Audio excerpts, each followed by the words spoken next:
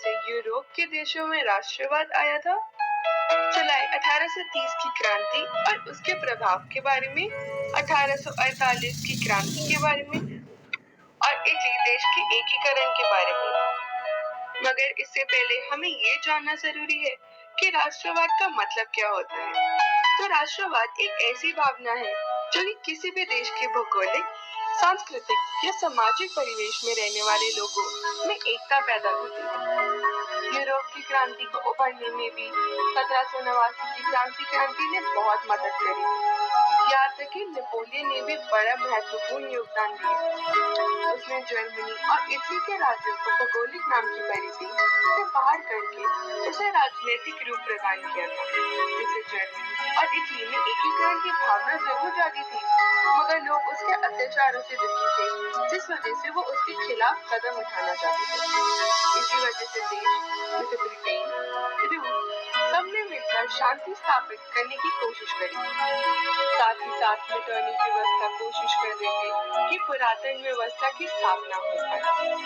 इसी के बाद वियना और फ्रांस में मेटरनिटी की शुरुआत हुई, मगर जल्दी ही वो भी राष्ट्रदार से बदल दिए गए।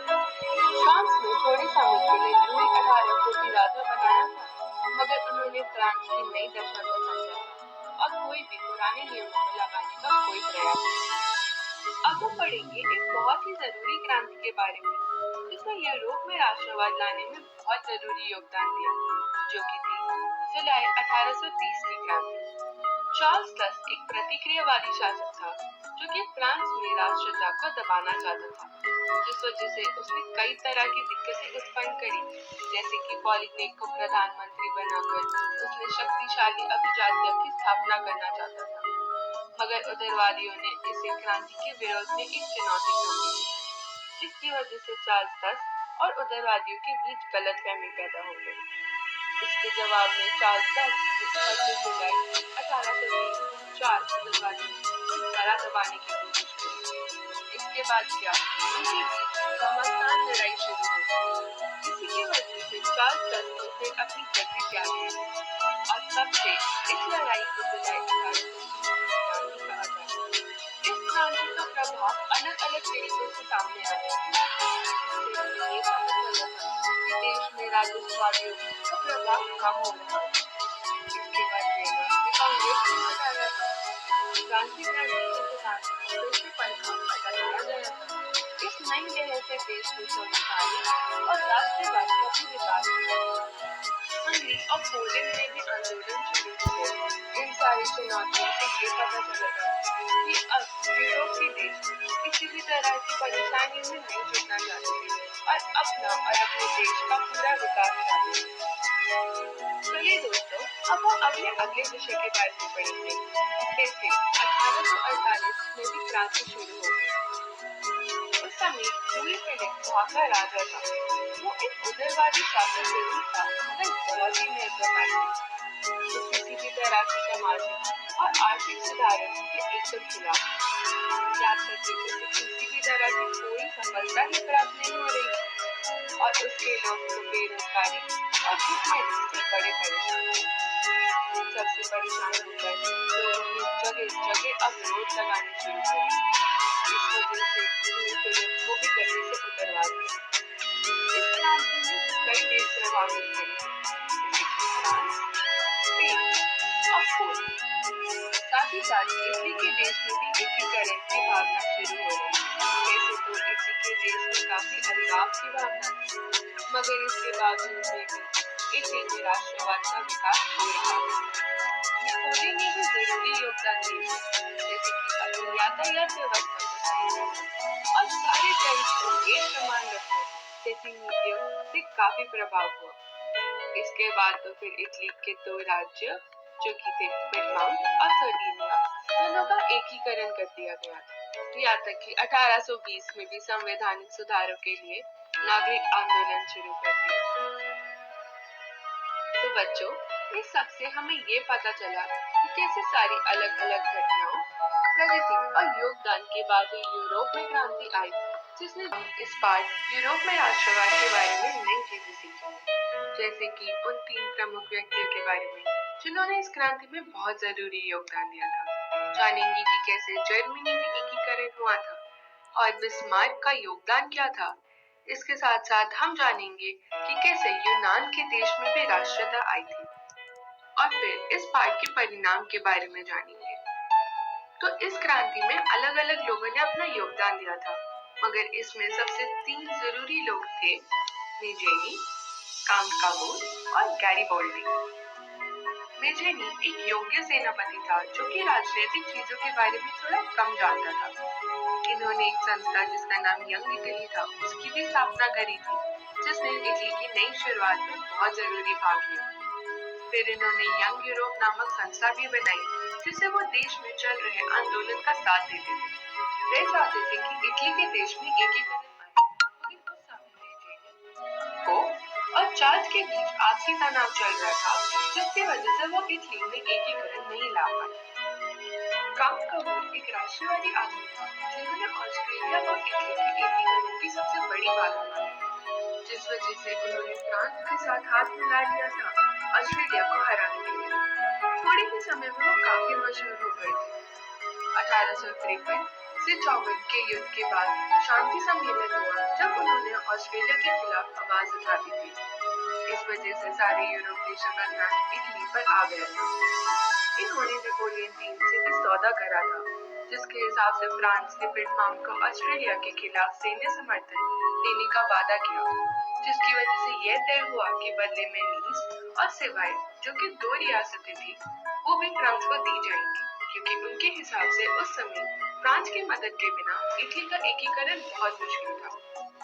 इसके बाद जब 1860 में ऑस्ट्रेलिया और पिटमाम में सीमा के विषय में विवाद हुआ, तो उनके बीच युद्ध शुरू हो गया। इस युद्ध में इटली ने अपनी सेना को भेजा, जिस वजह से ऑस्ट्रेलिया की काफी बुरी हार हुई। इसी बीच नेपोलियन लोगों में बढ़ते राष्ट्रवाद से घबरा रहे थे, क्योंकि उत्तर और मध्य इटली की जनता काबुल के साथ एकीकरण के विषय में जुड़ती जा रही थी। युद्ध खत्म होने के बाद नेपोलियन ने ऑस्ट्रेलिया और पिटमाम के बीच शांति बनाने की कोशिश करी, मगर काबुल ने नेपोलियन को इस मामले में बढ़ने से रोका और सुझाव दिया कि इन दोनों राज्यों की लड़ाई के बीच में न आए। इसके बाद काबुल उत्तर और मध्य इटली के एकीकरण के लिए चली गई, जिनकी वजह से इन भागों में काफी राज्यों जैसे रोमा और मॉडल्स में एकीकरण आया। काबुल आज भी अपनी किसी राष्ट्रता और इटली के एकीकरण के लिए जानी जाती है। गैरिबोल्डी दक्षिण इटली में एकीकरण करवाना चाहते थे। इन्होंने अपने कर्मचारियों की सेना बनाई थी और सिसला और नेपल्स में आक्रमण कर दिया। इन दोनों जगहों के लोग राजवंश से पहले ही परेशान थे, इस वजह से इन्होंने भी गैरिबोल्डी के साथ हाथ मिला लिया। फिर क्या, गैरिबोल्डी ने इन दोनों जगहों पर गठबंधन शुरू कर दिया और सत्ता संभाली, मगर थोड़े ही समय बाद उन्होंने अपनी सत्ता को विक्टर इमानुएल के हाथ दे दी और खुद एक साधारण किसान की जिंदगी जीने लगे। विक्टर इमानुएल ने कहा, वेनेशिया और श्री शिल्पी का एकीकरण किया। तो दोस्तों, अब हम जानेंगे कि जर्मनी के राज्य में एकीकरण कैसे आया। जर्मनी एक ऐसा देश था जो कि छोटे छोटे राज्यों से बना था और इसमें एकीकरण इटली के लगभग साथ ही शुरू हुआ था। जर्मनी के राज्य अलग अलग सामाजिक, राजनीतिक और धार्मिक शक्ति से चलते थे। नेपोलियन के दुष्ट राज के बाद में जर्मनी में भी एकीकरण की भावना जाती थी। जर्मनी का एकीकरण में सबसे जरूरी भाग कलाकारों, किसानों, विद्यार्थियों, चित्रकारों और शिक्षकों का था, जिन्होंने अलग अलग तरीके जैसे कविताएं, चित्र या आंदोलन से राष्ट्रवाद और देशभक्ति की भावना को जगाया था। काफी कठिनाइयों के बाद भी जर्मनी में एकीकरण की भावना रुकी नहीं, यहाँ तक कि व्यापारियों को भी दिक्कतें हुई, जिसकी वजह से उन्होंने एक संघ जिसका नाम गैल्वेरिन था उसको बनाया। मगर ये सारी मेहनत और आंदोलन को ऑस्ट्रेलिया और प्रशा ने कुचल दिया था। थोड़े समय बाद फिर से क्रांति की हवा जर्मनी में जागी, जिसकी वजह से उन्होंने एक सभा बुलाई जिसमें ये तय हुआ कि फ्रेडरिक नामक आदमी को जर्मनी का शासन दिया जाएगा, जिसके बाद जर्मनी में भी लोकतंत्र राज आएगा। मगर फ्रेडरिक ने इस प्रस्ताव को मना कर दिया और लोगों में भी अपनी तनाव पैदा हो गया, जिसकी वजह से फिर से जर्मनी का एकीकरण रुक गया था। थोड़े समय बाद फ्रेडरिक की मौत हो गई और उनका भाई विलियम शासक बन गया था। विलियम बहुत ही बड़ा देशभक्त था और उनके समय पर जर्मनी में एकीकरण की भावना फिर जागी और देश की दिक्कतों में भी काफी सुधार आया। मगर जर्मनी में एकीकरण की भावना पूरी तरह जर्मनी और फ्रांस के युद्ध के बाद ही आई थी, जिसके बाद 1871 में एक सिद्धि जिसका नाम फ्रैंकफर्ट की सिद्धि था, उसने दोनों देशों में शांति पैदा करी थी। उसके बाद ही जर्मनी का देश एक एकीकृत देश के रूप में सामने आया था। अब हम जानेंगे कि बिस्मार्क कौन था। तो बिस्मार्क जर्मनी का एकीकरण करना चाहते थे। ये एक अनोखे व्यक्ति थे जिन्होंने सेना की शक्ति को एकीकरण के लिए जरूरी समझा, जिस वजह से इन्होंने रक्त और लोहे की नीति भी अपनाई। ये बहुत लड़ाइयों में लड़े, कभी ऑस्ट्रेलिया के साथ मिलकर डेनमार्क के खिलाफ, तो कभी ऑस्ट्रेलिया के खिलाफ रशिया की ओर। तो दोस्तों, अब हम जानेंगे कि यूनान में राष्ट्रपिता कैसे आई थी। यूनान एक बहुत ही महत्वपूर्ण देश था जो कि कला, विचारों और सभ्यता में बहुत आगे था, मगर उसमें विकास की व्यक्ति पर आती थी। फ्रांस की क्रांति ने यूनान को बहुत असर किया था, क्योंकि यूनान और फ्रांस का धर्म और रहन एक जैसा नहीं था, जिस वजह से यूनान में भी आंदोलन शुरू हो गए थे और एक संस्था भी स्थापित हुई थी, जिसका नाम नेटोरिया फेलिक्स था, जिसका उद्देश्य यूनान को स्वतंत्र बनाना था। तो तब तक यूनान में भी स्वतंत्रता की भावना शुरू हो गई थी। इसमें सबसे ज्यादा ट्रेजेडी तब हुई थी जब तुर्की ने यूनान के राष्ट्रपति को मारना शुरू कर दिया। इस वजह से युद्ध भी छिड़ गया था। बाद में इस युद्ध को रोका गया था, मगर फिर 1827 में एक सम्मेलन हुआ, जिसकी वजह से इंग्लैंड, फ्रांस और रूस तुर्की के खिलाफ युद्ध पर खड़े हो गए। इन सब के बाद ही यूनान को भी स्वतंत्रता मिल गई। इन सब के साथ ही देश जैसे हंगरी, पोलैंड और बोहेमिया में भी राष्ट्रवाद की भावना जागनी शुरू हो गई। चलिए दोस्तों, अब हम जानेंगे कि इन सारी क्रांतियों का परिणाम क्या था। तो पहला परिणाम था कि यूरोप में राष्ट्रता आ ही गई थी, जो कि फ्रांसीसी क्रांति से काफी प्रभावित हुई। इन सारी घटनाओं के बाद ही यूरोप के देश जैसे जर्मनी, इटली, फ्रांस सब में राष्ट्रता आई और छोटे छोटे राज्यों का भी उदय हुआ। सिर्फ यही नहीं, दूसरे देश भी इस क्रांति से बहुत प्रभावित हुए थे, जैसे कि अफ्रीका और हिंदुस्तान, जिनमें भी बाद में जाकर क्रांति शुरू हो गई थी। तो दोस्तों, इस पाठ को और अच्छे से समझने के लिए अपने घर जाकर अपनी इस किताब का पहला पाठ पढ़िएगा। तो दोस्तों, इस वीडियो में हमने पढ़ा उन 3 प्रमुख व्यक्तियों के बारे में जिन्होंने इस क्रांति में बहुत महत्वपूर्ण योगदान दिया था। जाना कि जर्मनी के देश में एकीकरण कैसे हुआ और पता लगा कि बिस्मार्क कौन था और उनका योगदान क्या था। यूरोप में राष्ट्रवाद की शुरुआत कैसे हुई, इसे पढ़ने से पहले हमें ये समझना होगा कि राष्ट्रवाद आखिर कहाँ किसे जाता है। समझने के लिए हम ये कह सकते हैं कि एक साझा पहचान को बढ़ावा देने वाली विचारधारा राष्ट्रवाद है। यानी जब भी एक देश में मिलजुल कर रहने वाले नागरिक अपने देश के लिए कुछ कर दिखाने की विचारधारा रखते हैं, तो उसे हम राष्ट्रवाद कहते हैं। ऐसी कई चीजें होती हैं जिससे हमें देशभक्ति या फिर राष्ट्रवाद की भावनाएं जागृत होती। उदाहरण के लिए मान लीजिए हमारे देश का झंडा या फिर ध्वज और हमारे देश के लिए शहीद होने वाले जवानों को याद करना। इन सभी चीजों से हमें अपने देश के लिए कुछ कर दिखाने की भावनाएं आती। इन्हें ही हम राष्ट्रवाद की भावनाएं कहते हैं। यूरोप में राष्ट्रवाद का उदय फ्रांसीसी क्रांति के साथ हुआ। फ्रांसीसी क्रांति सन 1789 में आई। फ्रांसीसी क्रांति आने का मुख्य कारण ये था कि फ्रांस के लोग अपने राजा लुईस 17 से बिल्कुल भी खुश नहीं थे। ऐसा इसीलिए था क्योंकि वो फ्रांस के ऊपर ठीक तरीके से राज नहीं कर पा रहा था और लोग कई मुश्किलों से जूझ रहे थे। इन्हीं मुश्किलों के चलते लोगों ने राजतंत्र को हटाने की सोची और विद्रोह किया। इसे ही हम फ्रांसीसी क्रांति कहते हैं। इस विद्रोह के बाद लुई 16 को राजपाट से हटा दिया गया और नागरिकों ने अपने देश को खुद चलाना शुरू किया। इसके बाद ये मान लिया गया कि फ्रांस के लोग आगे से अपने देश का भविष्य खुद ही तय करेंगे। यानी कि फ्रांसीसी क्रांति के बाद राजतंत्र हट गया और प्रजातंत्र आ गया। प्रजातंत्र का अर्थ ये है कि जब एक देश में रहने वाले नागरिक यानी प्रजा अपने आप को खुद चलाते हैं, अपने ऊपर खुद राज करते हैं, तो इसे हम प्रजातंत्र कहते हैं। फ्रांसीसी क्रांति के बाद फ्रांस में प्रजातंत्र आ गया और उसके बाद ऐसे कई काम हुए जिसके चलते फ्रांस में राष्ट्रवाद की भावनाएं आने लगी। आइए देखते हैं वो काम क्या थे। सबसे पहला काम था पितृभूमि और उसके नागरिकों की भावना का प्रचार करना। फ्रांस के लोगों में इस विचारधारा को प्रचारित किया गया कि फ्रांस उनके पिता की तरह है, उनका देश उनकी पितृभूमि है और उसमें रहने वाले सभी नागरिक के कुछ अधिकार हैं। राजसी प्रतीक को हटा दिया गया और एक नया फ्रांसीसी झंडा लाया गया जिससे कि लोगों में राष्ट्रवाद की भावनाएं आई। यह झंडा एक तिरंगा था, यानी 3 रंग वाला ध्वज था। फ्रांस देश के लिए नए स्तुति गीत लिखे गए और शपथ। फ्रांस में क्या बदलाव लाए गए? आज हम नेपोलियन के बारे में पढ़ने वाले हैं। शायद नेपोलियन का नाम आपने आज से पहले कहीं न कहीं सुना होगा। नेपोलियन 1804 से 1815 के बीच फ्रांस का बादशाह था। असल में नेपोलियन ने अपनी सेना के साथ फ्रांस के ऊपर आक्रमण किया और उसका बादशाह बन गया।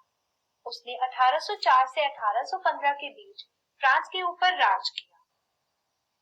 नेपोलियन के फ्रांस के ऊपर राज करने से फ्रांस का प्रजातंत्र तहस नहस हो गया और फ्रांस में दोबारा से राजतंत्र स्थापित हो गया। यानी कि लोगों ने अपने तरीके से देश को चलाने का जो फैसला लिया था वो हट गया और दोबारा से एक राजा के जरिए देश चलने लगा, जो कि नेपोलियन था। नेपोलियन एक राजा जरूर था और उसने फ्रांस में राजतंत्र दोबारा स्थापित जरूर किया था, लेकिन व्यवस्था को बेहतर और कुशल बनाने की कोशिश नेपोलियन ने की थी। आइए देखते हैं कि नेपोलियन के ऐसे कौन से काम थे जिसकी वजह से व्यवस्था बेहतर और कुशल बन गई। ऐसे सभी कामों को नेपोलियन ने 1804 में शुरू किया। इन्हें हम नेपोलियन कोड या फिर 1804 का सिविल कोड भी कहते हैं। इसके चलते नेपोलियन ने जन्म के आधार पर मिलने वाली सभी सुविधाओं को समाप्त कर दिया गया। कई लोग जन्म के आधार पर कर चुकाने से मुक्त थे। ऐसी सभी सुविधाओं को अब नेपोलियन कोड के चलते हटा दिया गया। डच रिपब्लिक, स्विट्जरलैंड, इटली और जर्मनी में प्रशासनिक विभागों को सरल किया गया। किसानों को दास्ता और जागीर अदा करने वाले शुल्कों से मुक्त कर दिया गया। कई किसानों को अपने ही दास्ता और जागीर के ऊपर खेती करने के ऊपर कुछ कर देना पड़ता था, लेकिन नेपोलियन कोड के आने के बाद इन सभी शुल्कों से उन्हें मुक्त कर दिया गया, जिसके बाद किसान आसानी से अपनी जमीन के ऊपर खेती बाड़ी करने लगे। शहरों में प्रचलित शिल्प मंडियों द्वारा लगाई जाने वाली सीमाओं को भी समाप्त किया गया।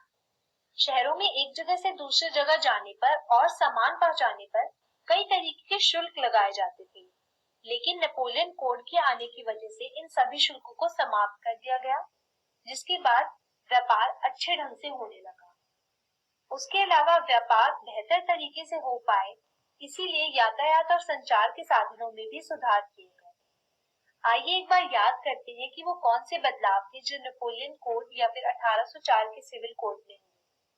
जन्म के आधार पर मिलने वाली सुविधाओं को समाप्त किया गया। डच रिपब्लिक, स्विट्जरलैंड, इटली और जर्मनी में प्रशासनिक विभागों को सरल किया गया।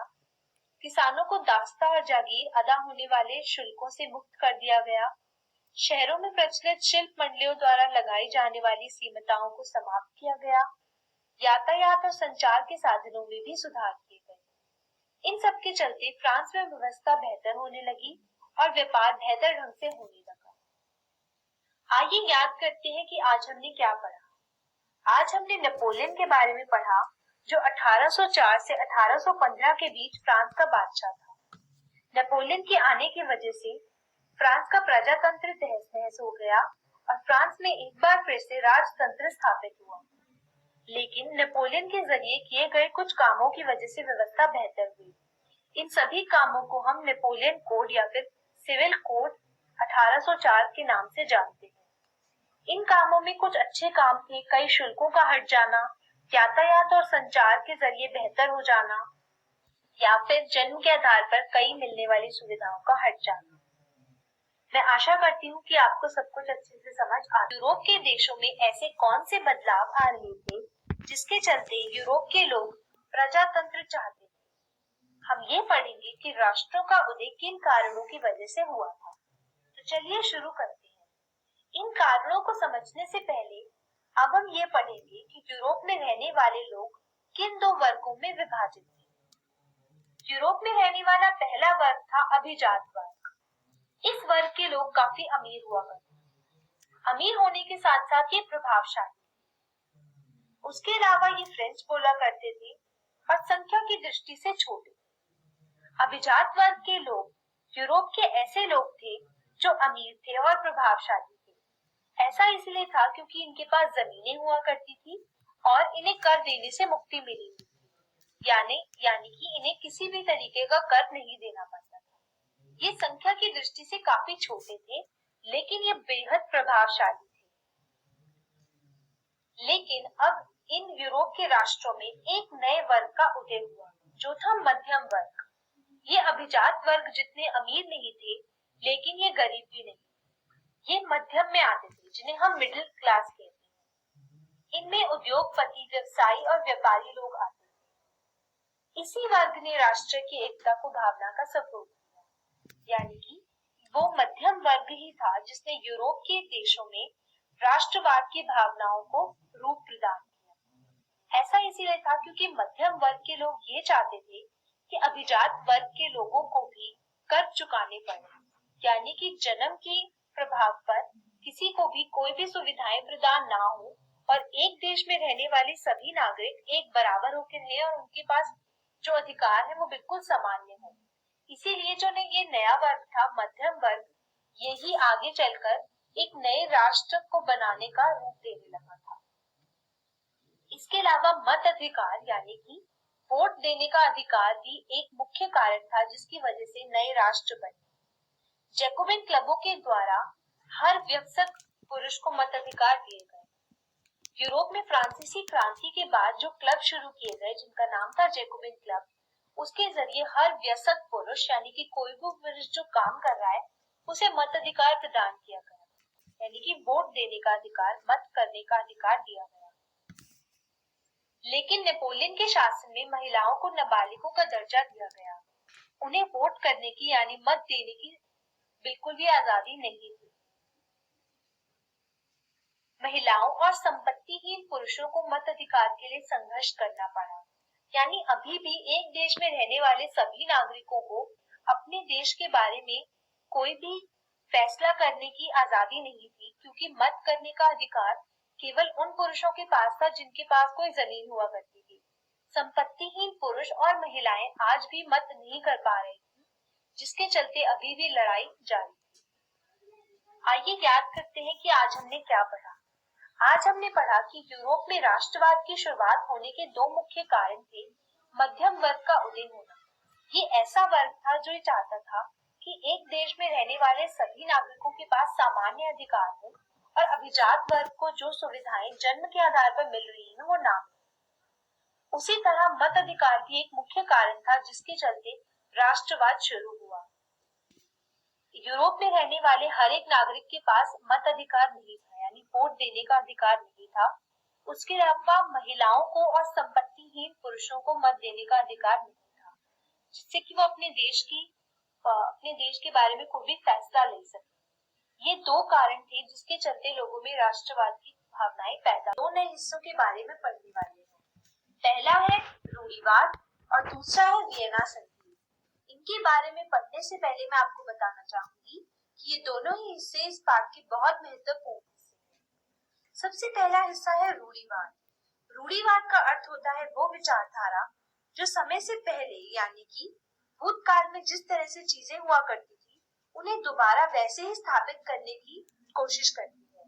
यानी कि वो विचारधारा जो भूतकाल में होने वाली चीजों को दोबारा लाना चाहती है भविष्य में, उसे हम रूढ़िवाद कहते हैं। एक उदाहरण की मदद से आप इसे अच्छी तरीके से समझ पाएंगे। जैसा कि आप जानते हैं, सती प्रथा भारत के प्राचीन काल में हुआ करती थी, लेकिन अब नहीं होती है। तो अगर कोई ऐसा इंसान है जो दोबारा से भारत में सती प्रथा को स्थापित करना चाहता है तो हम उसे रूढ़िवादी कहेंगे, क्योंकि वो ऐसी प्रथा को दोबारा लाना चाहता है जो प्राचीन काल में हुआ करती थी लेकिन अब नहीं होती है। चलिए अब हम इसके बारे में पढ़ना शुरू करते हैं। हमारा आज का टॉपिक होगा 1815 के बाद एक नए रूढ़िवाद का जन्म। आज हम पढ़ेंगे कि किस तरह 1815 के बाद यूरोप में एक नए रूढ़िवाद का जन्म हुआ। इसको पढ़ने से पहले मैं आपको याद दिलाना चाहूंगी कि किस तरह फ्रांस में प्रजातंत्र स्थापित हो चुका था एक विद्रोह के बाद, लेकिन नेपोलियन के आने पर वो प्रजातंत्र तहस नहस हो गया और फ्रांस में दोबारा से राजतंत्र आ गया। लेकिन नेपोलियन ने फ्रांस की स्थिति को बहुत बेहतर बनाया और वहां व्यापार अच्छे से हो सके, इसीलिए काफी बदलाव किए गए। लोग अब फ्रांस में रहने पर खुश थे और विद्रोह नहीं कर रहे थे। लेकिन यूरोप के जो बाकी देश थे वो नहीं चाहते थे कि नेपोलियन फ्रांस के ऊपर राज करे और उसकी सेना इतनी ज्यादा ताकतवर हो जाए। इसीलिए यूरोप के 4 देश ब्रिटेन, रूस, प्रेसिया और ऑस्ट्रिया ने मिलकर नेपोलियन को 1815 की एक लड़ाई में पराजित कर दिया। जब नेपोलियन को पराजित कर दिया गया तो फ्रांस में किस तरह की सरकार बनेगी, यह सोचने का जिम्मा इन चारों देशों पर आ गया। ये 4 देश नहीं चाहते थे कि फ्रांस में दोबारा से प्रजातंत्र आ जाए, इसीलिए इन्होंने रूढ़िवाद का जन्म दिया, यानी कि इन देशों ने दोबारा से फ्रांस में स्थिति जैसे भूतकाल में हुआ करती थी उस तरह से करने की कोशिश की। ऐसा करने के लिए इन्होंने राजतंत्र यानी राजा का सरकार बनाई फ्रांस में। उसके अलावा चर्च को महत्वपूर्णता दी और सामाजिक ढांचा भी उस तरीके से बना दिया जिस तरीके से फ्रांस में विद्रोह होने से पहले हुआ करता था। ये सारी चीजें इसीलिए की गई क्योंकि इन चारों देशों के राजा ये नहीं चाहते थे कि फ्रांस के लोग दोबारा विद्रोह करें और प्रजातंत्र फ्रांस में स्थापित हो, क्योंकि अगर ऐसा होगा तो इन देश में रहने वाले लोगों में भी शायद राष्ट्रवाद की भावनाएं आ सकती थी और वो भी विद्रोह कर सकते थे। इसीलिए फ्रांस की स्थिति बिल्कुल उस तरीके से बनाने की कोशिश की गई जैसे कि इन देशों में। इन्हीं 3 बातों को हम रूढ़िवाद कहेंगे। इन चारों देशों ने फ्रांस में दोबारा रूढ़िवाद तो स्थापित किया, लेकिन आधुनिक व्यवस्था को भी कायम रखा। ऐसा इसलिए किया गया क्योंकि अगर सब कुछ पहले के तरीके से कर दिया जाता तो शायद लोग नाखुश होकर दोबारा विद्रोह करने पर मजबूर हो जाते। ऐसा ना हो, इसीलिए आधुनिक व्यवस्था को कायम रखा गया। जो बदलाव नेपोलियन के समय में हुए थे उन्हें कायम रखा गया। इन्हीं सब बातों के बारे में सोचते हुए वियना संधि तैयार की गई। इस संधि में कुछ बातें सोची गई। सबसे पहली बात थी कि फ्रांस की बोरबोन वंश को सत्ता दी जाएगी। दूसरी बात थी कि फ्रांस की सीमा पर कई नए राज्य बनाए जाएंगे जिससे कि आगे चलकर फ्रांस अपने राज्य को बढ़ाने की कोशिश ना करे, जैसा कि नेपोलियन के समय में हुआ था। इसके अलावा यह भी सोचा गया कि 29 राज्यों को एक जर्मन संगठन बनाया जाएगा। पूरब में रूस को पोलैंड का कुछ भाग दिया गया और प्रसिया को सैक्सोनी का एक भाग मिला। उसके अलावा पूरे देश में सेंसर कानून लगा दिए गए। जैसा कि आप जानते हैं, सेंसर का मतलब होता है किसी भी चीज पर रोक लगा देना। ऐसे कोई भी नाटक, गीत या लोग जो राष्ट्रवाद की भावनाएं लोगों तक पहुंचा सकते हैं, उन पर सेंसर लगा दिया गया। यानी लोगों तक वो नाटक और गीत पहुंचाए नहीं जाते थे जिनसे लोगों में राष्ट्रवाद की भावनाएं और अपने देश की आजादी के लिए लड़ने की भावनाएं आ सके। आइए याद करते हैं कि वियना संधि में किन किन बातों पर परामर्श हुआ। सबसे पहली बात थी कि बोरबोन वंश को सत्ता दी जाएगी। दूसरी बात थी कि फ्रांस की सीमा पर कई नए राज्य बनाए जाएंगे जिससे कि फ्रांस आगे चलकर अपना राज्य न बनाए। 29 राज्यों को एक जर्मन संगठन बनाया गया। पूरब में रूस को पोलैंड का कुछ भाग दिया गया और प्रसिया को सैक्सोनी का एक भाग मिला। उसके अलावा पूरे देश में सेंसर कानून लगा दिए गए जिससे आगे चलकर लोगों में राष्ट्रवाद की भावनाएं ना फैलाई जा सके। आइए याद करते हैं कि आज हमने क्या पढ़ा। आज हमने पढ़ा कि किस तरह नेपोलियन की लड़ाई, जो कि 1815 में लड़ाई हुई, उसके बाद नेपोलियन को हरा दिया गया और इसके चलते 1815 के बाद यूरोप में एक नए रूढ़िवाद का जन्म हुआ। इसके अलावा हमने ये भी पढ़ा कि इन चारों देशों ने मिलकर वियना संधि तैयार की जिसमें कई बातों पर परामर्श किया गया। मैं आशा करती हूँ कि आपको सब कुछ अच्छे से समझ आ चुका होगा। भी बात करना, कोई भी गाना या फिर कोई भी नाटक जिसमें राष्ट्रवाद की कोई भी बातें हो रही है, वो सभी होनी बंद हो चुकी है। इसी के चलते कोई भी राष्ट्रवादी लोग जमींदोज हो चुके हैं। यानी हर वो इंसान जो कोई भी क्रांति लाना चाहता था या देश में दोबारा से प्रजातंत्र स्थापित करना चाहता था, वे जमींदोज हो चुके थे, यानी सरकार से छिप चुके थे। ऐसे लोगों को हम क्रांतिकारी कहते हैं। क्रांतिकारी यानी हर वो इंसान जो कोई भी क्रांति अपने देश पे लाना चाहता है, कोई भी बदलाव लाना चाहता है। वो बदलाव राजतंत्र से प्रजातंत्र में आने का हो सकता है। ऐसे ही एक क्रांतिकारी के बारे में आज हम पढ़ेंगे, जिसका नाम है जिसेपी मैज़ीनी। जिसेपी मैज़ीनी एक इटालियन क्रांतिकारी था। इस इटालियन क्रांतिकारी का जन्म 1807 में हुआ था और वह कार्बोनारी नाम की एक सीक्रेट सोसाइटी यानी लोगों का ऐसा जत्था जो सरकार से छुपकर रहते हैं और जो प्रजातंत्र लाना चाहते हैं, वह ऐसी एक सीक्रेट सोसाइटी का सदस्य बन गया था। और जब वह महज 24 सालों का था, तभी लेगुरिया में एक क्रांति फैलाने की कोशिश की और 1831 में इसी के चलते उसे देश निकाला दे दिया गया, यानी जबरदस्ती उसके देश से उसे बाहर निकाल दिया गया, क्योंकि उसने एक क्रांति लाने की कोशिश की। इसके बाद गिउसेप्पे मैज़ीनी ने दो अन्य सीक्रेट सोसाइटियों का गठन किया, यानी लोगों के ऐसे दो नए जत्थे बनाए जिनका ये काम था कि लोगों में राष्ट्रवाद की भावनाएं जागृत कर सके और लोगों को दोबारा क्रांति लाने के लिए प्रभावित कर सके। इन दो सीक्रेट सोसाइटी का नाम था यंग इटली और यंग यूरोप, जिसमें ज्यादातर जो मिडिल क्लास लोग थे, यानी जो अभिजात वर्ग के लोग थे, उनको ये क्रांति लाने के लिए प्रभावित किया जाने लगा, क्योंकि यही लोग थे जो नागरिकों में सामान्य अधिकार होने की बातें मानते थे और ऐसा चाहते थे कि देश में दोबारा से प्रजातंत्र स्थापित हो सके। आप देख सकते हैं गिउसेप्पे मैज़ीनी का चित्र। मैज़ीनी का मानना था कि भगवान ने राष्ट्र को मानवता का नैसर्गिक इकाई बनाया है, इसीलिए इटली के छोटे छोटे राज्यों में बेमल संगठन बनाकर वह लोकतंत्र लाना चाहता था। लोकतंत्र यानी लोगों का राज्य लाना चाहता था। आइए एक बार याद करते हैं, हमने क्रांतिकारी गिउसेप्पे मैज़ीनी के बारे में आज क्या पढ़ा। यह एक इटालियन क्रांतिकारी था जो इटली में लोकतंत्र लाना चाहता था। इनका जन्म 1807 में हुआ था और 1831 में जब ये महज 24 वर्ष के थे, तो एक क्रांति लाने की वजह से इन्हें देश निकाला दे दिया गया था। इन्होंने दो अन्य सीक्रेट सोसाइटियों का गठन किया, जिनका नाम था यंग इटली और यंग यूरोप। आइए अब हम ग्रीस की आजादी के बारे में पढ़ते हैं। ग्रीस की आजादी के बारे में पढ़ने से पहले हमने क्रांतिकारियों के बारे में इसीलिए पढ़ा क्योंकि राष्ट्रवाद की भावनाएं अभी भी लोगों में मौजूद थी, लेकिन अब पूरे यूरोप में हर जगह प्रजातंत्र हट चुका था और दोबारा से राजतंत्र आ चुका था। इसी के चलते ग्रीस की आजादी वो पहला कदम था जिससे दोबारा राष्ट्रवाद की भावनाएं लोगों में ऊपर आने लगी। ग्रीस की आजादी की लड़ाई ने पूरे यूरोप के पढ़े लिखे वर्ग में राष्ट्रवाद की भावनाओं को मजबूत कर दिया। ग्रीस की आजादी का संघर्ष 1821 में शुरू हुआ।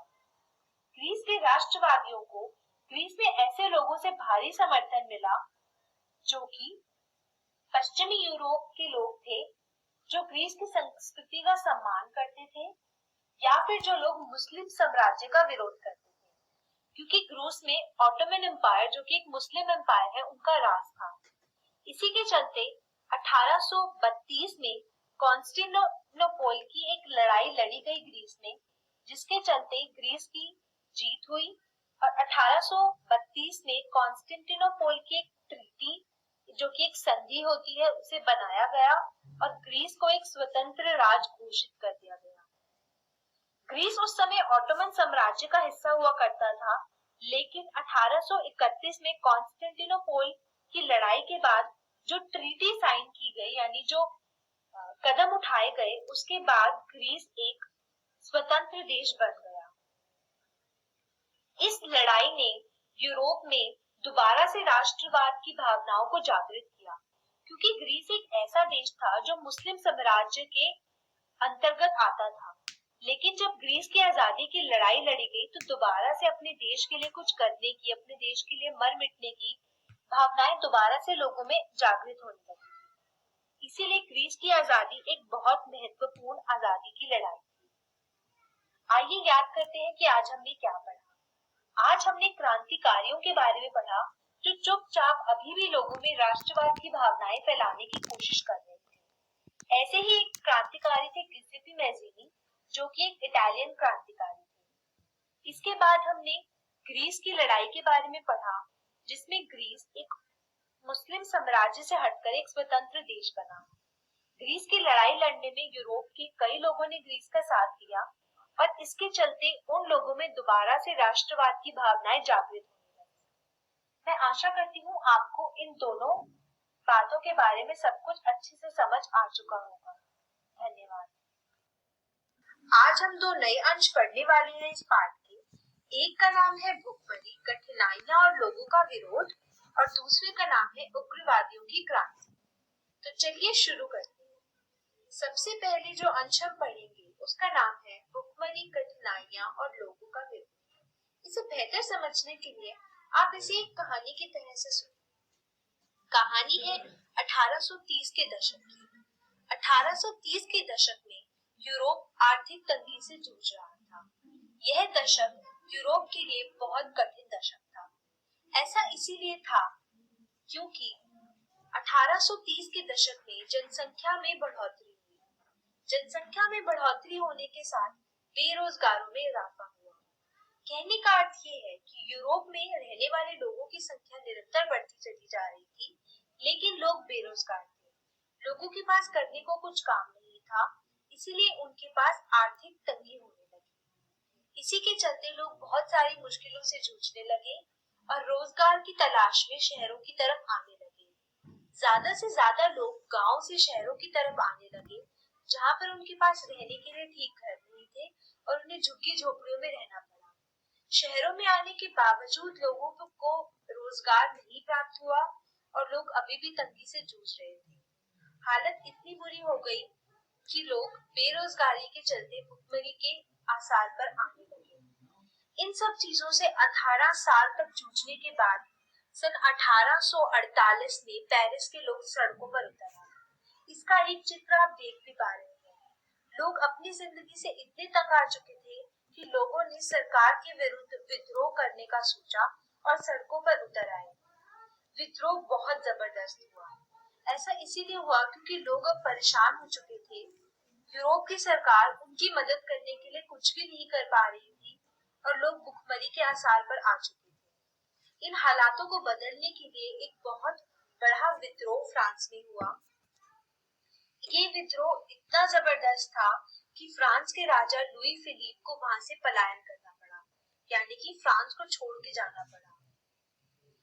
जब लुई फिलिप फ्रांस को छोड़कर चला गया तो वहां पर लोगों ने नेशनल असेंबली बनाई और प्रजातंत्र घोषित कर दिया, यानी कि फ्रांस में दोबारा से लोगों का राज आ गया और राजा को वहां से जाना पड़ा। प्रजातंत्र आने के बाद सबसे पहला बदलाव ये किया गया कि 21 साल की उम्र से ऊपर हर एक वयस्क पुरुष को मताधिकार दिया गया। हर वो इंसान जो कि पुरुष था, कोई काम कर रहा था और 21 साल से ऊपर था, उसे अपनी सरकार चुनने का अधिकार दिया गया, मत अधिकार प्रदान किया गया। लोगों की सबसे बड़ी मुश्किल ये थी कि लोग काम नहीं कर पा रहे थे, लोगों के पास रोजगार नहीं था, आर्थिक तंगी थी। ये आगे चलकर प्रजातंत्र में ना हो, इसीलिए लोगों को काम के अधिकार की घोषणा की गई। यानी ये घोषित कर दिया गया कि फ्रांस में रहने वाले हर एक इंसान को जिसे भी काम की जरूरत है उसे काम प्रदान किया जाएगा और रोजगार मिलेगा, जिसके चलते रोजगार मुहैया कराने के लिए राष्ट्रीय कार्यशाला बनाई गई, यानी सरकार द्वारा कार्यशालाएं बनाई गई जिसमें लोगों को रोजगार दिया गया। ये थी कहानी भुखमरी, कठिनाइयां और लोगों के विरोध की। ये सब कुछ फ्रांस में 1830 से 1848 के बीच हुआ। आइए याद करते हैं कि आज हमने क्या पढ़ा। आज हमने पढ़ा कि 1830 के दशक फ्रांस के लिए आर्थिक तंगी का दशक था। इस दशक में जनसंख्या की बढ़ोतरी हुई, लेकिन लोगों के बेरोजगार होने में भी इजाफा हुआ। 18 साल तक भुखमरी, झुग्गी झोपड़ियों में रहने और रोजगार ढूंढने के बाद लोगों का गुस्सा इतना बढ़ गया कि 1848 के सन में पेरिस के लोग सड़कों पर उतर आए। विद्रोह बेहद जबरदस्त हुआ, जिसके चलते फ्रांस के राजा लुई फिलिप को फ्रांस को छोड़कर जाना पड़ा। फ्रांस के राजा लुई फिलिप के जाने के बाद वहां पर प्रजातंत्र घोषित कर दिया गया और एक नई नेशनल असेंबली बनाई गई। 21 साल के ऊपर की उम्र के सभी लसक पुरुषों को मताधिकार दिया गया और लोगों को काम के अधिकार की घोषणा की गई। रोजगार मुहैया कराने के लिए राष्ट्रीय कार्यशाला बनाई गई जहां पर लोगों को काम प्रदान किया गया। चलिए अब हम आगे बढ़ते हैं। अब हम जो पढ़ने वाले हैं वो है उग्रवादियों की क्रांति। अब हम एक अलग देश के बारे में पढ़ने वाले हैं जो कि फ्रांस। अब हम जिस देश के बारे में पढ़ने वाले हैं वो है जर्मनी। हम जर्मनी के बारे में पढ़ेंगे और अब हम यह देखेंगे कि जिस तरह फ्रांस के लोगों में राष्ट्रवाद की भावनाएं आ रही थी और वे अपने देश की सरकार खुद चलाना चाहते थे, उसी तरह जर्मनी में भी कुछ ऐसा ही हो रहा था। इसे भी आप एक कहानी की तरह से सुनिए और आराम से समझिए कि वहां पर क्या हुआ। इसको हम फ्रैंकफर्ट पार्लियामेंट के नाम से पढ़ेंगे। असल में जर्मनी एक ऐसा देश था जहां पर कई राजनीतिक गठबंधन हो रहे थे 1830 के दशक में। 1830 के दशक में जहां फ्रांस में ये विद्रोह हो रहा था, जहां पर उन्होंने अपने राजा को विद्रोह कर हटा दिया और वहां पे प्रजातंत्र स्थापित हुआ, उसी समय जर्मन देश में यह हो रहा था कि कई राजनीतिक गठबंधन बन रहे थे। उन गठबंधन में जो लोग हिस्सा ले रहे थे वो थे मध्यम वर्गीय पेशेवर, यानी जो मिडिल क्लास लोग थे, न ज्यादा अमीर न ही ज्यादा गरीब, व्यापारी और धनी कलाकार। ये सब मिलकर फ्रैंकफर्ट शहर में एकत्रित हुए, जो कि जर्मनी का एक शहर है। एक साथ एकत्रित होने के बाद उन्होंने ये सोचा कि अब जर्मनी एक राजा के सरकार के नीचे नहीं रहना चाहती है, यानी कि वो जर्मनी को राजतंत्र से प्रजातंत्र बनाना चाहते थे। इसीलिए इन सभी लोगों ने मिलकर एक सकल जर्मनी असेंबली के लिए वोट किया। ऐसा करने के बाद 18 मई 1848 एक बहुत ही महत्वपूर्ण तिथि है, क्योंकि इस तिथि को 1831 चुने हुए प्रतिनिधि, यानी कि जर्मन लोगों में से ही प्रतिनिधियों को चुना गया, जिनके लिए वोट मध्यम वर्गीय पेशेवर, व्यापारी और धनी कलाकारों ने किया। ये चुने हुए प्रतिनिधि जश्न बनाते हुए एक जुलूस निकाला और फ्रैंकफर्ट पार्लियामेंट की तरफ चले। यह जश्न सेंट पॉल चर्च में हुआ। इस जश्न के बाद उन्होंने जर्मन राष्ट्र का संविधान तैयार किया। जिस तरह भारत में अब संविधान के हिसाब से चीजें चल रही हैं, कोई राजा नहीं है जो अपने हिसाब से देश को चला रहा है, उसी तरह जर्मन ने ये सोचा कि वह अपने देश का संविधान तैयार करेंगे। इसीलिए इस जुलूस के बाद उन्होंने जर्मन राष्ट्र का संविधान तैयार किया। संविधान तैयार करने के बाद उन्होंने सोचा कि राष्ट्र की कमान किसी राज परिवार के आदमी को दी जाए, लेकिन वो आदमी पार्लियामेंट को जवाब देने के लिए उत्तरदायी होगा। इसे बेहतर तरीके से समझने के लिए आप ये कह सकते हैं कि सरकार ने कोई भी राज परिवार का एक आदमी, जो भी राज कर रहा है, उनके परिवार में से एक इंसान उस पार्लियामेंट का हिस्सा होता और वही देश के ऊपर राज करता, लेकिन वह राज अपने हिसाब से नहीं कर सकता। उसे पार्लियामेंट को जवाब देना होगा कि वह अपने देश के हित के लिए क्या कर रहा है, और अपने हित के लिए वो कोई भी चीजें नहीं कर सकता है, अपने देश को अच्छे चलाने के लिए कर सकता है। इस चीज की सोची गई, लेकिन इस चीज को बेहतर तरीके से करने के लिए प्रसिया के राजा फ्रेडरिक विल्हेम को शासन सौंपने की पेशकश की गई, लेकिन इस पेशकश के अनुरोध को राजा फ्रेडरिक विल्हेम ने ठुकरा दिया। उन्होंने ये बात नहीं मानी कि वह जर्मन के ऊपर राज करे, लेकिन वो पार्लियामेंट को उत्तरदायी है। उन्होंने इस प्रस्ताव को ठुकरा दिया और अन्य राजाओं के साथ हाथ मिला लिया। ऐसा इसलिए किया गया क्योंकि वह अभी भी ये चाहते थे कि वो अपने देश को अपने हिसाब से चला सके और वो किसी को भी, खास करके लोगों को, उत्तरदायी ना हो। इसीलिए फ्रेडरिक विल्हेम ने यह पेशकश को ठुकरा दिया और अन्य राजाओं के साथ जाकर मिल गया। आइए याद करते हैं कि आज हमने क्या पढ़ा। आज हमने फ्रैंकफर्ट पार्लियामेंट के बारे में पढ़ा, जहां पर जर्मनी में मौजूद मध्यम वर्गीय पेशेवर, व्यापारी और धनी कलाकारों ने फ्रैंकफर्ट शहर में एकत्रित होकर एक सकल जर्मन असेंबली के लिए वोट किया। 18 मई 1848 को 831 चुने हुए प्रतिनिधि जश्न मनाते हुए एक जुलूस निकाला और जर्मन राष्ट्र का संविधान तैयार किया। इन लोगों ने यह सोचा कि जर्मन राष्ट्र की कमान राज परिवार के किसी आदमी को दी जाएगी जो कि पार्लियामेंट को जवाब देने के लिए उत्तरदायी होगा। इस पेशकश का भार उन्होंने राजा फ्रेडरिक विल्हेम को सौंपा जो कि प्रेसिया के राजा थे, लेकिन उन्होंने ये अनुरोध ठुकरा दिया और अन्य राजाओं के साथ जाकर मिल गए। आइए याद करें कि आज हमने क्या पढ़ा। आज हमने सबसे पहले पढ़ा कि किस तरह फ्रांस में 1830 के दशक में आर्थिक तंगी चल रही थी, जिसके चलते लोगों ने एक जबरदस्त विद्रोह किया और फ्रांस के राजा को उनकी जगह से हटा दिया गया। फ्रांस में दोबारा से प्रजातंत्र स्थापित कर दिया गया। उसके बाद हमने जर्मन पार्लियामेंट फ्रैंकफर्ट के बारे में पढ़ा, जहां पर जर्मनी के लोग एक साथ आकर उन्होंने जर्मन असेंबली बनाई, जर्मन संविधान तैयार किया और इसी संविधान की एक पेशकश ये थी कि राज परिवार का कोई इंसान सरकार का हिस्सा बन सके। इसी पेशकश के लिए फ्रेडरिक विल्हेम को यह सौंपने की कोशिश की गई है कमान, लेकिन उन्होंने इस प्रस्ताव को ठुकरा दिया और दूसरे राजाओं के साथ जाकर मिल गए। मैं आशा करती हूँ कि आपको सब कुछ अच्छे से समझ आ चुका होगा। आपका एक बहुत महत्वपूर्ण हिस्सा शुरू करने वाले। आज हम पढ़ेंगे ऑटो वैन बिस्मार्क के बारे में और आज हम पढ़ेंगे कि किस तरह जर्मनी का एकीकरण संभव हो पाया। तो चलिए शुरू करते हैं। शुरू करने से पहले मैं आपसे एक सवाल पूछना चाहूंगी। आपको क्या लगता है, क्या सेना किसी राष्ट्र का निर्माण कर सकती है? शायद आपको लगता हो कि सेना किसी राष्ट्र का निर्माण नहीं कर सकती, पर मैं आपको बताना चाहूंगी कि आज आप देखेंगे किस तरह सेना किसी भी राष्ट्र को निर्माणित करने में एक बहुत महत्वपूर्ण योगदान देती है। इसे पढ़ने के लिए हम दो देशों के उदाहरण देखेंगे। पहला है जर्मनी और दूसरा है इटली। तो चलिए जर्मनी से आज शुरुआत करते हैं। जर्मनी एक ऐसा देश था जिसके लोगों में राष्ट्रवाद की भावनाएं पनप रही थी। इन्हीं राष्ट्रवाद की भावनाओं की वजह से जर्मनी के लोगों ने एक विद्रोह भी किया था जिसका नाम था फ्रैंकफर्ट पार्लियामेंट।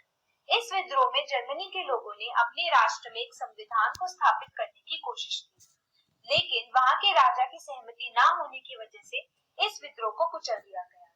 लेकिन अभी भी लोगों में राष्ट्रवाद की भावनाएं थी। इन्हीं राष्ट्रवाद की भावनाओं को प्रसिया ने देखा और प्रसिया ने जर्मनी की मदद करने की कोशिश की। जर्मनी को एक एकल राष्ट्र बनाने में और उसका एकीकरण करने में जिस एक इंसान का सबसे ज्यादा महत्वपूर्ण योगदान था वो थे ऑटो वैन बिस्मार्क। आप इनका चित्र भी देख सकते हैं। ये असल में प्रसिया के मुख्यमंत्री थे। प्रसिया एक यूरोप का ऐसा देश था जो बहुत ताकतवर था और वह जर्मनी की मदद करना चाहता था एक सकल राष्ट्र बनने में जो कि जुड़ा हुआ है। इसीलिए प्रसिया के मुख्यमंत्री ऑटो वैन बिस्मार्क ने जर्मनी के एकीकरण की नींव रखी और अपने ऊपर इसका भार ले लिया। इन्होंने इस चीज को संभव बनाने के लिए प्रसिया की सेना और प्रशासन तंत्र का सहारा लिया। ऑटो वैन बिस्मार्क ने अपनी सेना के साथ 7 सालों में 3 युद्ध लड़े, ऑस्ट्रिया, डेनमार्क और फ्रांस के खिलाफ, ताकि जर्मनी का एकीकरण संभव हो सके। इन तीनों देशों ने जर्मनी के साथ युद्ध इसीलिए किया क्योंकि इन तीनों देशों में अभी तक राजतंत्र था और ये राजा नहीं चाहते थे कि लोगों में राष्ट्रवाद की भावनाएं आए, वो एक साथ एक राष्ट्र में जुड़कर रहे। इसीलिए इन तीनों देशों ने प्रसिया के साथ युद्ध किया, जिसने जर्मनी को एकीकरण करने के लिए इन तीनों राज्यों के साथ युद्ध किया। अंत में प्रसिया की जीत हुई। एक बार मैं आपको याद दिला देती हूँ हमने ऑटो वैन बिस्मार्क के बारे में क्या पढ़ा। हमने पढ़ा कि ये प्रसिया के मुख्यमंत्री थे और इन्होंने ही जर्मनी के एकीकरण की नींव रखी थी। इन्होंने प्रसिया की सेना और प्रशासन तंत्र का सहारा लिया और 7 सालों में 3 युद्ध लड़े, ऑस्ट्रिया, डेनमार्क और फ्रांस के खिलाफ। अंत में प्रसिया की जीत हुई और इनके नेतृत्व में जर्मनी का एकीकरण संभव हो पाया। जर्मनी का एकीकरण होने के बाद जर्मनी में कई बदलाव किए गए। जैसा कि आप देख सकते हैं, प्रसिया के राजा विलियम प्रथम को जर्मन का बादशाह बना दिया गया। जर्मन राष्ट्र के बादशाह फ्रेडरिक विलियम को बनाने के बाद उन्होंने जर्मनी में कई बदलाव लाए। उनमें से कुछ थे नई मुद्रा, बैंकिंग और न्याय व्यवस्था का आधुनिकीकरण।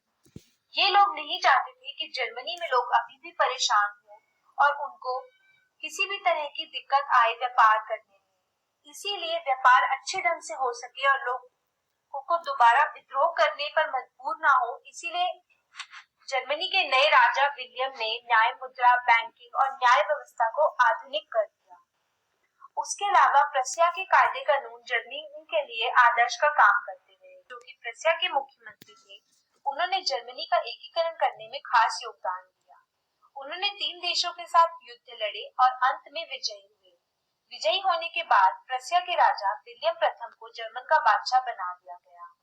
उन्होंने बैंकिंग, न्याय व्यवस्था और मुद्रा का आधुनिकीकरण किया और प्रसिया के कायदे कानून जर्मनी में आदर्श का काम करते रहे।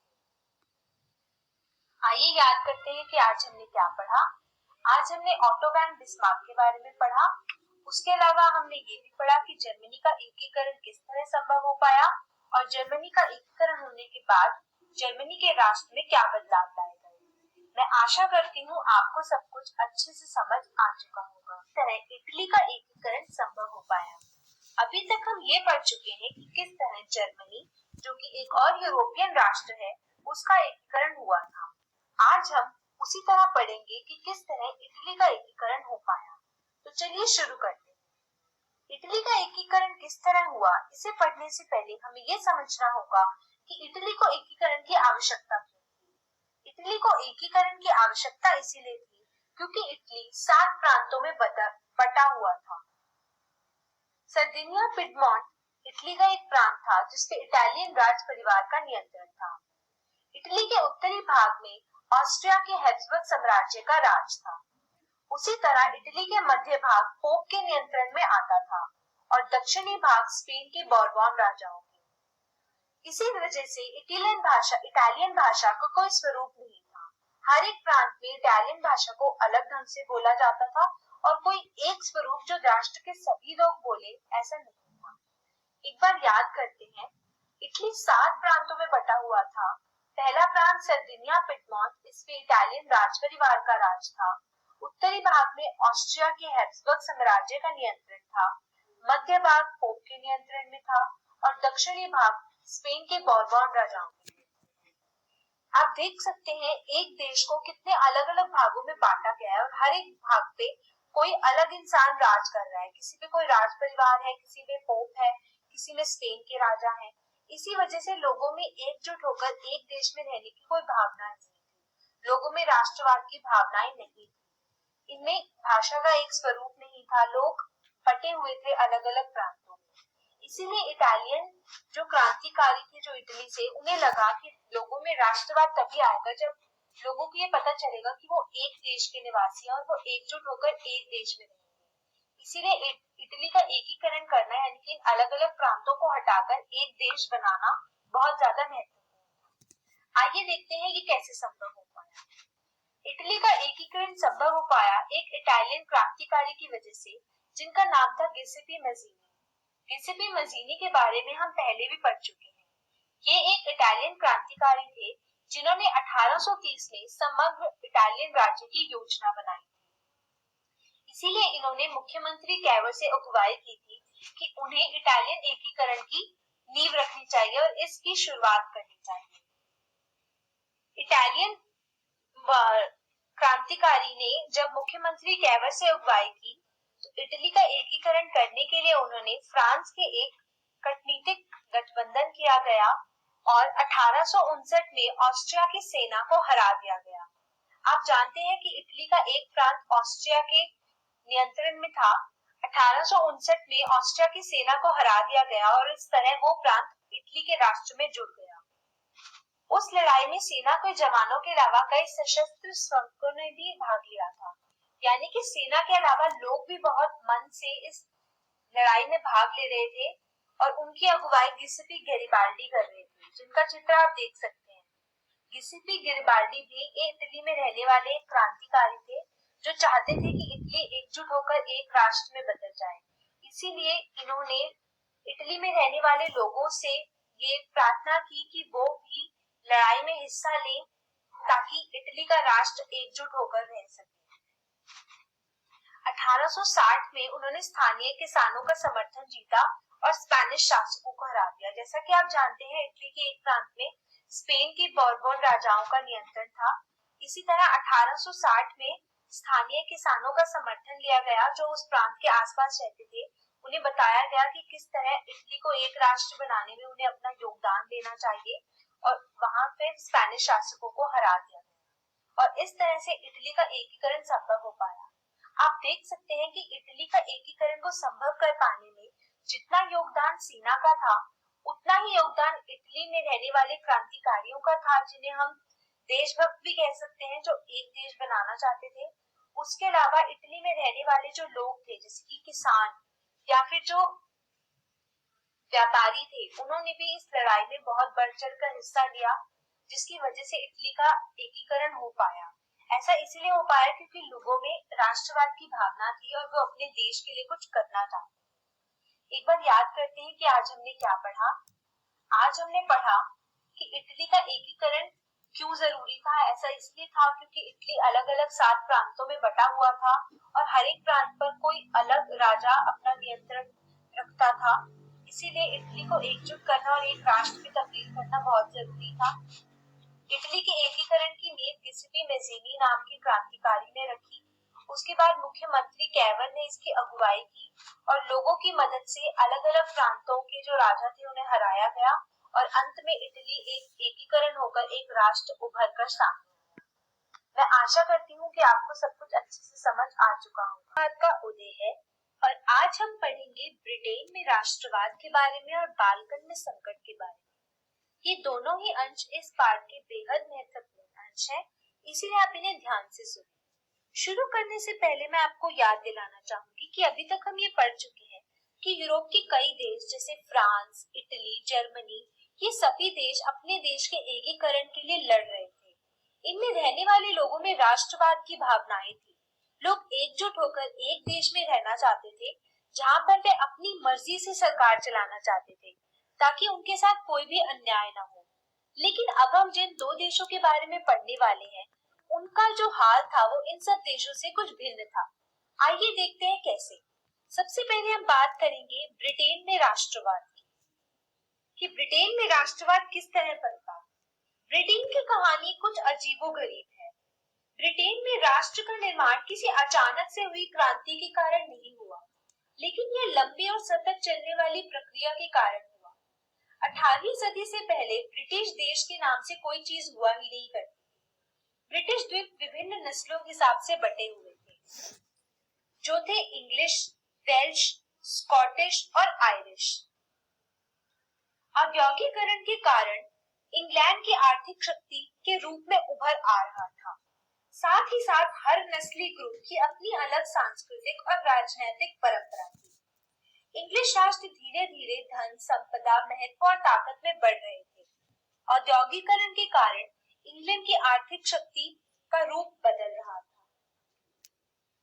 इंग्लिश पार्लियामेंट के राज परिवार ने 16वीं शताब्दी में सत्ता ले ली थी। इस इंग्लिश पार्लियामेंट ने ब्रिटेन के राष्ट्रों के निर्माण में अहम भूमिका निभाई। सन 1707 में इंग्लैंड और स्कॉटलैंड के बीच यूनियन एक्ट बना, जिससे United kingdom of great Britain तैयार हुआ। अपनी वित्तीय ताकत के कारण इंग्लैंड ब्रिटिश द्वीपों के अन्य राष्ट्रों पर बीस पड़ता था। इसी के कारण United kingdom of great Britain का निर्माण हुआ, जिसमें इंग्लैंड एक हावी सदस्य था, यानी एक ऐसा सदस्य जिसने बाकी सभी सदस्यों के ऊपर अपनी मर्जी चलाई। अन्य नस्ल के लोगों से इंग्लिश संस्कृति द्वारा दबना पड़ा। जब भी वे अपनी स्वतंत्रता को उजागर करने के लिए कोशिश करते थे, तो उन्हें भारी दमन का सामना करना पड़ता था। इसी के चलते United kingdom of great Britain, जिसे हम आज जानते हैं, उसका निर्माण हुआ। आप देख सकते हैं कैसे ब्रिटेन में राष्ट्रवाद की कहानी बाकी देशों से कुछ अलग है। इसमें 4 अलग नस्ली राष्ट्रों में जो एक राष्ट्र सबसे ज्यादा ताकतवर था, उसने मिलकर एक एक्ट पास किया, जिसके चलते United kingdom of great Britain बन गया। इस United kingdom of great Britain में इंग्लिश लोगों की संस्कृति ने सभी के ऊपर दबाव बनाकर रखा। आगे चलते हैं हम आज के अपने दूसरे अंश की तरफ, जो है बालकन में संकट। बालकन एक ऐसा क्षेत्र था जहां पर भौगोलिक और नस्ली विविधता अधिक थी, यानी कई सारे अलग अलग नस्ल के लोग वहां पर मिलकर रहते थे और वह देश भौगोलिक स्थिति में भी विभिन्न था। आज के Romania, Bulgaria, Albania, Greece, Macedonia, Croatia ये सभी देश बाल्कन स्टेट्स में आते थे। इस क्षेत्र में रहने वाले लोग मोटे तौर पर स्लेव कहा जाते थे। बाल्कन का एक बड़ा हिस्सा ऑटोमन साम्राज्य के नियंत्रण में था। जैसा कि आप जानते हैं, ऑटोमन साम्राज्य मुस्लिम साम्राज्य था। धीरे धीरे ये ऑटोमन साम्राज्य बिखर रहा था और इसकी हर कोशिश जो ये अपने आप को बचाने के लिए कर रहा था असफल हो रही थी। धीरे धीरे यूरोपीय देश ऑटोमन एम्पायर से अलग होते गए। इस प्रक्रिया में बाल्कन के क्षेत्र में ताकत हथियाने के लिए कई देशों में जबरदस्त लड़ाई जारी हुई, क्योंकि वह बाल्कन के क्षेत्र को हथियाना चाहते थे और बाल्कन के लोग, जिन्हें स्लेव कहा जाता था, उन्हें अपनी बड़ी बड़ी मिलों में काम करने के लिए नौकर के रूप में पाना चाहते थे। इसीलिए जो भी यूरोप के बड़े बड़े देश थे, जैसे कि फ्रांस या फिर जर्मनी, सभी देश ये चाहते थे कि बाल्कन क्षेत्र पर वह अपनी ताकत हथिया ले। उसी दौरान विभिन्न यूरोपियन ताकतों के बीच उपनिवेशों और व्यापार को लेकर कशमकश चल रही थी। इस समय तक आते आते कई देश राष्ट्रवाद की भावनाओं को अपना चुके थे और अब एकीकरण होने के बाद एक राष्ट्र तैयार हो चुका था, जिसके बाद व्यापार और उपनिवेशों के लिए काम चल रहा था। इसी के चलते विभिन्न देशों के बीच में कशमकश हो रही थी और झगड़ा नौसेना और सेना की ताकत बनाने के लिए चल रहा था। रूस, जर्मनी, इंग्लैंड, ऑस्ट्रिया, हंगरी ये सभी देश बाल्कन पर अपना नियंत्रण बनाना चाहते थे। कई लड़ाइयां हुई बाल्कन के ऊपर अपनी ताकत आजमाने के लिए, जिसकी परिणति में प्रथम विश्व युद्ध के रूप में हुई। आइए याद करते हैं हमने बाल्कन के बारे में क्या पढ़ा। हमने पढ़ा कि बाल्कन एक ऐसा क्षेत्र था जो कि भौगोलिक और नस्लीय विविधता में अधिक था। वहां पे कई सारे अलग अलग लोग एक साथ मिलकर रह रहे थे। बुल्गारिया, क्रोएशिया, हंगरी ये सभी देश, अल्बेनिया, ग्रीस, मैकेडोनिया, आज के समय में ये सभी देश बाल्कन राष्ट्र का हिस्सा थे। बाल्कन ऑटोमन साम्राज्य के नियंत्रण में था और यूरोपीय देश धीरे धीरे ऑटोमन साम्राज्य से अलग होते जा रहे थे। ऑटोमन साम्राज्य से अलग होते हुए सब अपनी आजादी घोषित कर रहे थे। इस प्रक्रिया में बाल्कन के क्षेत्र में ताकत हथियाने के लिए कई यूरोपीय देशों में जबरदस्त लड़ाई हुई।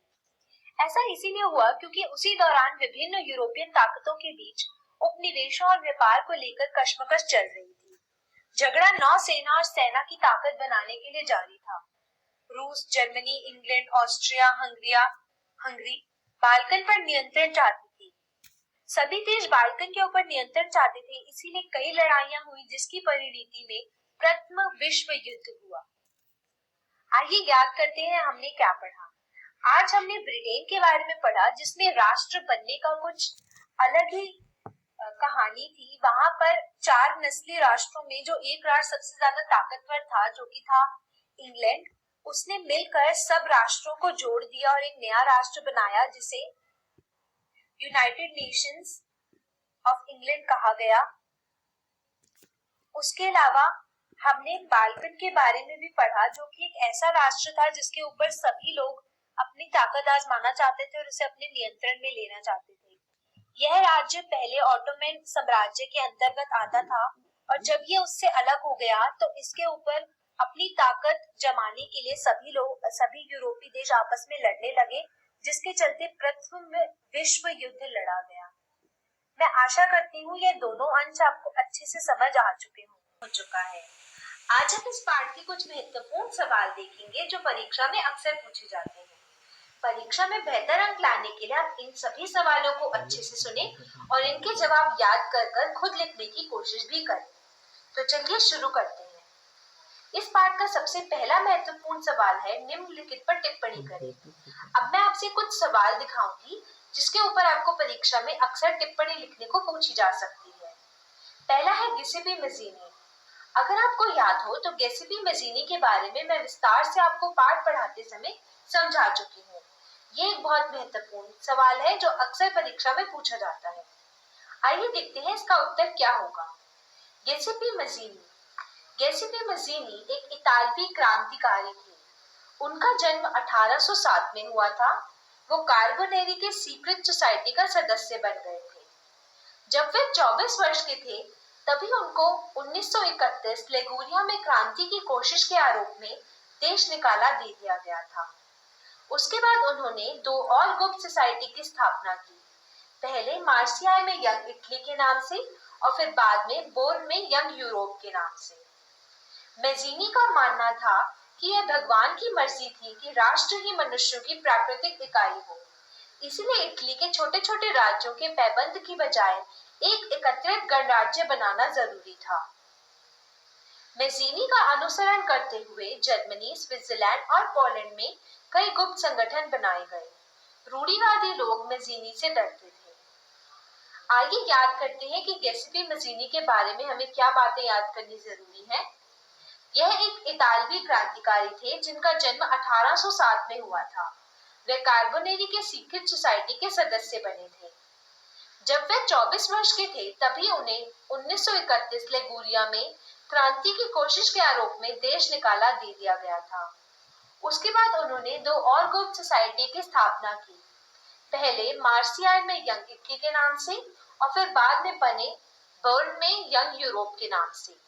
मैजीनी का मानना था कि यह भगवान की मर्जी थी कि राष्ट्र ही मनुष्यों की प्राकृतिक इकाई हो, इसीलिए इटली के छोटे छोटे राज्यों में पैबंद की बजाय एक एकत्रित गणराज्य बनाना जरूरी था। मैजीनी का अनुसरण करते हुए जर्मनी, स्विट्जरलैंड और पोलैंड में कई गुप्त संगठन बनाए गए। रूढ़िवादी लोग मैजीनी से डरते थे। गिउसेप्पे मैजीनी एक बहुत महान क्रांतिकारी थे, इसीलिए इनके बारे में अक्सर परीक्षा में पूछा जाता है। चलिए अब अपना दूसरा सवाल देखते हैं। अब हमें काउंट कैमिली दे कूवर के ऊपर टिप्पणी देनी है। इसका उत्तर हम कुछ इस तरह दे सकते हैं। इटली के एकीकरण में काउंट कैमिली दे कावूर या सिर्फ कावूर एक अग्रणी माने जाते हैं। वह पिडमन सर्डिनिया के प्राइम मिनिस्टर थे। वह ना तो कोई क्रांतिकारी थे और ना ही लोकतांत्रिक। वह इटली के अन्य अभिजात वर्ग के लोगों की तरह धनी और सुशिक्षित थे। इतालवी भाषा के मुकाबले उनकी भी पकड़ फ्रेंच भाषा पर अधिक थी। उन्होंने फ्रांस के साथ एक कूटनीतिक गठबंधन किया और उसकी वजह से 1859 में ऑस्ट्रिया की सेना को हराने में सफल हुए। इस लड़ाई में नियमित सेना के अलावा गिउसेप्पे गैरिबाल्डी के नेतृत्व में कई स्वयं सेवकों ने भी हिस्सा लिया था। 1860 में इन्होंने दक्षिण इटली और दो सिसिली के राज्यों पर धावा बोल दिया। वे स्थानीय किसानों का समर्थन जीत गए और इस तरह से स्पेनिश शासकों को उखाड़ फेंकने में सफल हुए। 1861 में विक्टर इमैनुअल को एकत्रित इटली का राज्य घोषित किया गया। कावूर उस एकत्रित इटली के प्राइम मिनिस्टर बन गए। दोस्तों, मैं आपको एक बहुत महत्वपूर्ण बात यहाँ पर बताना चाहूंगी। अगर पाठ में आपको इटली के एकीकरण के बारे में कोई सवाल पूछा जाए तो उस प्रश्न में भी आप इस प्रश्न का उत्तर लिख सकते हैं। जैसा कि आप देख रहे हैं, काउंट कैमिली दे कावूर का जो महत्वपूर्ण योगदान था वो इटली के एकीकरण के लिए ही था। इसीलिए इस प्रश्न के कई भाग उस प्रश्न में भी काम आ सकते हैं। अगर आपसे पूछा जाए कि इटली के एकीकरण के ऊपर टिप्पणी लिखिए। आइए याद करते हैं कि आज हमने क्या पढ़ा काउंट कैमिली दे कूवर के बारे में। इटली के एकीकरण में काउंट कैमिली दे कावूर एक अग्रणी माने जाते हैं। वे पिडमन सर्डिनिया के प्राइम मिनिस्टर थे। वह ना तो कोई क्रांतिकारी थे और ना ही लोकतांत्रिक। वे इटली के कई अन्य अभिजात वर्ग के लोगों की तरह धनी और सुशिक्षित थे। इतालवी भाषा के मुकाबले उनकी भी पकड़ फ्रेंच भाषा पर अधिक थी। उन्होंने फ्रांस के साथ एक कूटनीतिक गठबंधन किया और उसकी वजह से 1859 में ऑस्ट्रिया की सेना को हराने में सफल हुए। इस लड़ाई में नियमित सेना के अलावा गिउसेप्पे गैरिबाल्डी के नेतृत्व में कई स्वयंसेवकों ने भी हिस्सा लिया था। 1860 में इन्होंने दक्षिण इटली और दो सिसिली के राज पर धावा बोल दिया। वे स्थानीय किसानों का समर्थन जीत गए और इस तरह से स्पेनिश शासकों को उखाड़ फेंकने में सफल हुए। 1861 में विक्टर इमैनुअल को एकत्रित इटली का राजा घोषित किया गया। कावूर उस एकत्रित इटली के प्राइम मिनिस्टर बन गए। चलिए अब अपना अगला सवाल देखते हैं, जो है यूनानी स्वतंत्रता युद्ध। आप में से कई लोगों को समझ नहीं आ रहा होगा कि यूनानी स्वतंत्रता युद्ध क्या है। अंग्रेजी में इसे ग्रीक वॉर ऑफ इंडिपेंडेंस भी कहते हैं, यानी वो युद्ध जिसके बाद ग्रीस को आजादी दी गई थी। ग्रीस के आजादी के युद्ध का नाम है यूनानी स्वतंत्रता युद्ध। परीक्षा में अक्सर इसी सवाल को पूछा जाता है, इसीलिए आपको पता होना चाहिए कि यूनानी स्वतंत्रता युद्ध यानी ग्रीक वॉर ऑफ इंडिपेंडेंस या फिर ग्रीस की आजादी की लड़ाई। चलिए देखते हैं इसके बारे में हमें क्या उत्तर लिखना होगा। ग्रीस की आजादी की लड़ाई ने पूरे यूरोप के पढ़े लिखे वर्ग में राष्ट्रवाद की भावना को और मजबूत कर दिया। ग्रीस की आजादी का संघर्ष 1821 में शुरू हुआ था। ग्रीस के राष्ट्रवादियों को ग्रीस के ऐसे लोगों से भारी समर्थन मिला था जिन्हें देश निकाला दे दिया गया था।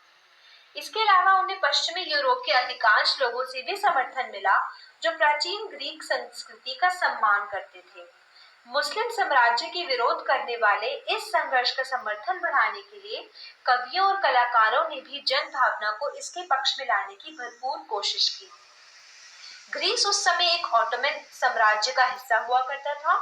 आखिरकार 1832 में कॉन्स्टेंटिनोपल की ट्रीटी के अनुसार ग्रीस को एक स्वतंत्र देश की मान्यता दे दी गई। आइए याद करते हैं कि यूनानी स्वतंत्रता युद्ध के बारे में हमने क्या पढ़ा। ग्रीस की आजादी की लड़ाई ने पूरे यूरोप के पढ़े लिखे वर्ग में राष्ट्रवाद की भावना को मजबूत कर दिया। ग्रीस की आजादी का संघर्ष 1821 में शुरू हुआ था। ग्रीस के राष्ट्रवादियों को ग्रीस के ऐसे लोगों से भारी समर्थन मिला जिन्हें देश निकाला दे दिया गया था। इसके अलावा उन्हें पश्चिमी यूरोप के अधिकांश लोगों से भी समर्थन मिला जो प्राचीन ग्रीक संस्कृति का सम्मान करते थे।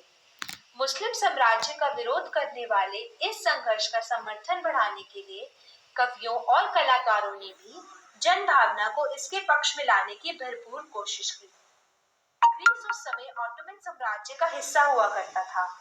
आखिरकार 1832 में कॉन्स्टेंटिनोपल की ट्रीटी के अनुसार ग्रीस को एक स्वतंत्र देश की मान्यता दे दी गई। आइए अब अपना अगला सवाल देखते हैं जो है फ्रांसीसी लोगों के बीच सामूहिक पहचान को भाव पैदा करने वाले फ्रांसीसी क्रांतिकारियों ने क्या कदम उठाए। यह सवाल है कि फ्रांसीसी क्रांतिकारियों ने ऐसे क्या काम किए जिसके चलते फ्रांसीसी लोगों में सामूहिक पहचान की भावना पैदा हो। इसका उत्तर होगा फ्रांसीसी लोगों के बीच सामूहिक पहचान का भाव पैदा करने के लिए फ्रांसीसी क्रांतिकारियों ने कई कदम उठाए। उन्होंने इसके लिए रोमांटिसिज्म का सहारा लिया। रोमांटिसिज्म एक सांस्कृतिक आंदोलन था जो एक खास तरह की राष्ट्रवादी भावना का विकास करना चाहता था। रोमांटिक कलाकार सामान्यतः तर्क और विज्ञान को बढ़ावा देने के खिलाफ होते थे। इसके बदले वे भावनाओं, अंतर्ज्ञान और रहस्यों पर ज्यादा ध्यान देते थे। राष्ट्र के आधार के रूप में उन्होंने साझा विरासत और सांस्कृतिक धरोहर की भावना को अधिक पक्ष दिया। भाषा ने भी राष्ट्रवादी भावनाओं को बल देने में महत्वपूर्ण भूमिका निभाई।